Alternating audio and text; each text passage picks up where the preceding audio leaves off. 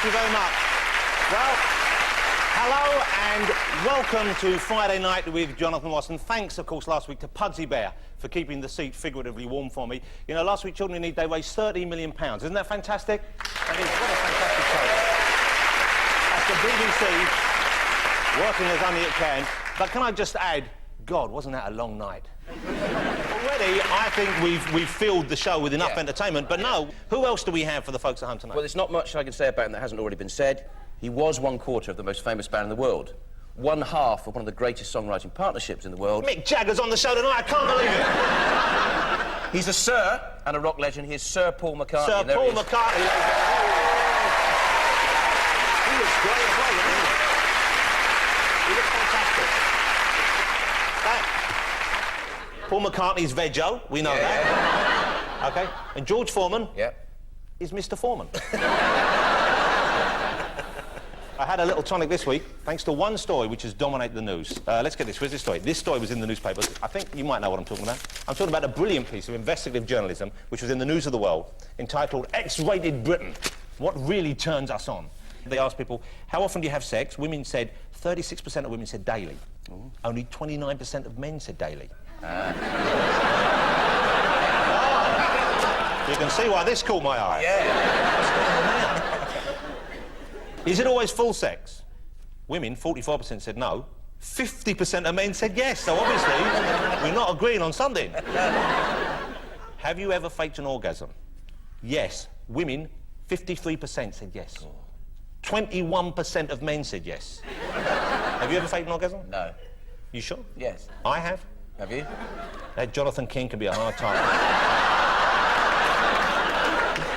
5 times in a night, come on! Ladies and gentlemen, here she is, Ronnie Ancona. He's been very patient, he's waited there all night. A huge fan of this guy, as we all are. Yes. Would you like to introduce him? I will do then. I won't say any more than Sir Paul McCartney. Sir Paul McCartney. I wanna hold your hand. I wanna hold your hand.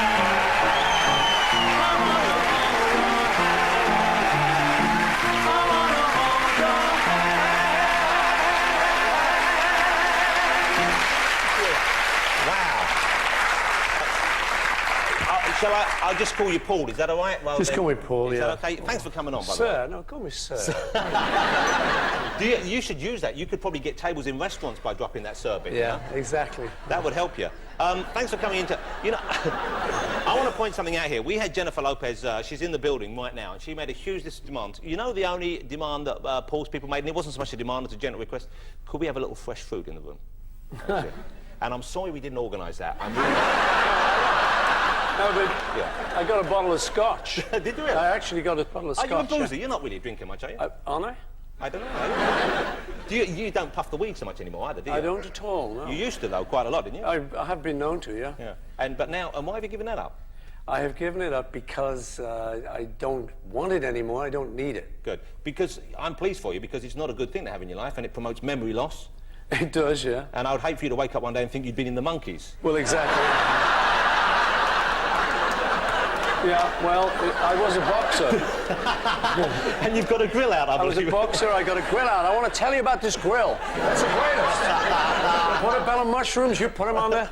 But I've forgotten it all. It's memory loss. Forgotten the whole. Oh, dear. You know, it's such a pleasure having you. It really is. I always forget, when you meet people who are just, you know, ultra-famous, you forget that they are people like you and I.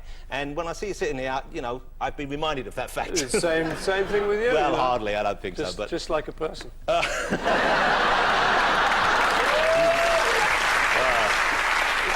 Can we talk briefly about age? Yeah. Because George Foreman claims to be 52. I think he's a lot older. I think he's forgotten. But he looks great for whatever he is. He's still back there. He could thump you still. I didn't realise that. I'll change that line. And you're almost 60, is that right? I am almost. Well, but you do look fantastic for 60. You know, yeah, OK, thank you. And you feel good? You've got all your faculties going? I feel terrific, thank you, Jonathan. What things have you noticed in your body about the ageing process? Because I'm 41 now, Paul. I know that's hard to believe. I know, I heard earlier. And I noticed my knees, I don't know what's going on down there, but when I stand up, it sounds like, you know that noise when you connect to the internet? That's the noise that comes. Your hips okay? You know, touch wood, all seems to be in reasonable form at the moment. After this show, I don't know. And It all go horribly wrong. You don't work out though, do you, or do you? I exercise? work out a little bit. I run a bit. Yeah. Yeah, I live in the country, so I kind of just run out in the fields and hop over fences and, hello, it's me. Wouldn't that be the weirdest thing? You're walking down a country lane, and suddenly Sir Paul McCartney hops over a fence. Can't stop, I'm being timed. We mentioned earlier on when George was out there, I mentioned the fact that you're a vegetarian. You've been a vegetarian for how many years now? Many, over 25. You're a good advertisement for it. I mean, you're a great advertisement. Well, you know, I mean, it's good stuff. Yeah. I like it, you know. It was a long time ago. It was, I kind of was with Linda on the farm, and we have lambs at lambing season. They're so cute. And they're so cute, and they get in a little gang, and they say to each other, let's go to the end of the field. And then they go, let's go to the other end of the field. And they're running and gambling, and we're watching them, and we're eating leg of lamb. They go, leg of lamb, leg of lamb. And so we said, maybe we want to stop this. So that was 25 years ago. No, a similar thing happened to me with looking at animals and realising they were cute, and that's why I decided not to eat any cute animals anymore. But cows, I think you can make an exception for, can't you? And still be a vegetarian, because they're kind of silly. Some of my best friends are Yeah, I cows. know. Do you think this is going to sound, might sound ridiculous, but I was thinking earlier about vegetarianism, and I was thinking about this one issue. Do you think animals can tell whether you're a meat eater or not? Because okay, just bear with me on this, will you? Because my children where they go to school, there's a goat at the school. Yeah. And if I've had meat the night before, I think he looks at me differently when I wear I think it's very possible, Jonathan. When you go to school, just have like porridge or something. Your songs have been recorded by the oddest people. You know, I know you probably have no say over this, but some great performers have done them, obviously, but some strange ones as well. Yesterday's been done by so many people. Yeah. I mean, it must be one of the most re-recorded songs in the history of pop. I think it is, yeah. Acker Bilk's done a version. Oh, man. Love him. Love Acker. Richard Clayderman's done a version. Val Dunican's done it. Good old Val. Oh, Liberace, come on. Liberace Lee, we love him. Here's one. Snoopy the Beagle has done a version. Even you can't be nice about that, Paul. That I haven't heard, I must say, but I bet it's good. Lucy in the Sky with Diamonds was done by Leonard Nimoy and William Shatner. And when I say done, I mean well and truly It done. was. That was good. But it must be. Is it? I think he was on drugs when he did that. But it was good. It's still one of my favourite versions of Lucy in the Sky with Diamonds. Was it just for entertainment? Picture yourself.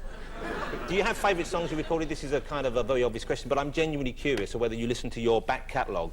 The recordings that other people do, I heard that Elvis did yesterday, so I thought, I'd never heard that, so I've got to listen to that, because he gets the lyrics wrong. It was during his flaky period. What does he say? I tell you that, well, he gets the last verse wrong, but the thing these guys always do, I wrote, to why she had to go, I don't know, she wouldn't say, I did something wrong. Now I long for yesterday. Well, Elvis and a lot of these guys who, I must have done something wrong. It's like, you know, they're not admitting it. Yeah. Maybe once I did something wrong, you know. Well, they're just covering their bases there, aren't Exactly, they? a little disclaimer in They there. did their I best. must have done something wrong. I don't know. Obviously, the last time I saw you perform on television was the big concert which you organised, I believe, in New York. Well, yeah, I kind of ended up organising. I just said I'd do a show, and a lot of other people came on the bill. And it was for the September 11th thing. It was for the firefighters. It was the first evening they'd had an evening off, and we'd watched them on the telly going back into the Twin Towers. And they're holding up cards of people they'd lost, but they were getting wrecked in the audience. It was kind of nice, you know, just to see this sea of people having their first release after the tragedy. And I wrote this song called Freedom, which I hoped they would sing along. You know, I wrote it kind of custom made. And they did, and it was a great show, and we raised $28 million just in tickets on the night. Remarkable. Expensive seats. Yeah. But, and then it's gone up to something like $60 million. So it's, you know, it's really good for the whole cause. And you know, the greatest thing was, I found myself giving confidence to New Yorkers. Some little guy from Liverpool, you know. Yeah. And they're on the street, hey, Paul, great what you did for the city. Freedom. Do you still think of yourself as a little guy from Liverpool, though? I am. Well, I know you are physically, but I mean... That's it. You know, no, I've had Paul, enough come on. of this bullshit. Come on, George. But you know what I mean? For yeah. us, you know, you are Paul McCartney. No, I know, it's the weirdest thing, because I say to people, you know, I'm kind of ordinary, because I feel ordinary inside. I go up to Liverpool, and I go up for my family, you know, New Year's or reunions, and I can't get arrested with my family. It's like, all right, Paul, all right, do you want a bevy? You And must it's be like, the only family in Liverpool that can't get arrested, Paul. So, you know, I've always felt kind of like sort of ordinary inside. And even all the amount of fame you may get, I still like those kind of ordinary things. You know, I like talking to ordinary people. I don't really like meeting all the big stars like you. Yeah. Well, it's okay He gives to with the come one on hand, he show, takes away but- with the other. Doesn't he? Hey, well, let's have a look. This is a clip of Paul performing on stage in New York City, the single Freedom. It's out now, and all the proceeds raised from the single, it's a double A side, go to help, I believe, the firemen themselves. Is that correct? And their families, yeah. Okay, let's have a look. This is Freedom. Anyone tries to take it away, we'll have to answer, 'cause this is my right. I'm talking about freedom, talking about freedom. I will fight for the right to live in freedom.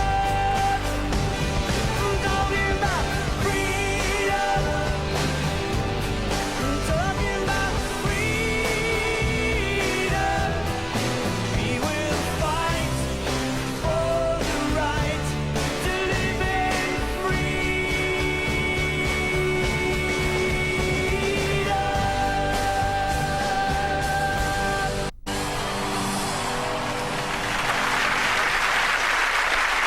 So Paul McCartney, ladies and gentlemen.